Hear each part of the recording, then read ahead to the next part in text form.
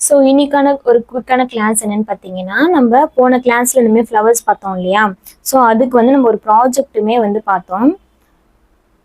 இப்போ இந்த ஸ்ட்ரோக்ஸ் வச்சு எப்படி அந்த தின் லைன் திக் லைன் வச்சு நம்ம இப்போ என்ன பண்ண போறோம்னா, ஒரு லீஃப் ஸ்ட்ரோக் வந்து கொடுக்க போறோம்.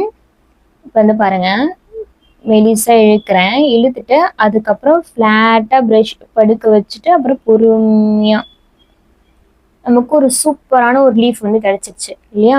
ஸோ இதை தான் வந்து நம்ம இப்போ ரோஸ் பெட்டல்ஸ் பண்ண ப்ராஜெக்ட் இருக்கு இல்லையா? அந்த ப்ராஜெக்ட்டுக்கு நான் இந்த லீஃபை தான் வந்து கொடுக்க போறேன். ஸோ இது எதுவுமே வந்து நம்ம பெயிண்ட் பண்ண வேணாம், எதுவுமே பண்ண வேணாம், ட்ரேஸ் பண்ண வேணாம், அப்படியே ஃப்ரீ ஹேண்டா நம்ம இதை வந்து அழகா போட்டுக்கலாம். ஓகேவா? ஸோ இந்த லீஃபை வந்து நீங்க ப்ராக்டிஸ் பண்ணுங்க. தின் லைனா போட்டுட்டு அப்புறம் வச்சு அப்புறமா இந்த மாதிரி குட்டியா. கிளியரா உங்களுக்கு? ரொம்ப சிம்பிள். உங்களுக்கு இந்த ப்ராக்டிஸ் சொல்லி கொடுத்துருக்கேன், அதை வச்சு அப்படியே போட வேண்டியதான். அப்படியே தின்னா லைன் போட்டு அப்படியே ப்ரஷ் அப்படியே படுக்க போட்டுட்டு அப்புறமா பொறுமையா எடுக்கணும். பொறுமையா எடுத்தீங்கன்னா தான் உங்களுக்கு அந்த லீஃப் ஷேப் வந்து நமக்கு அழகா கிடைக்கும். ஓகேவா?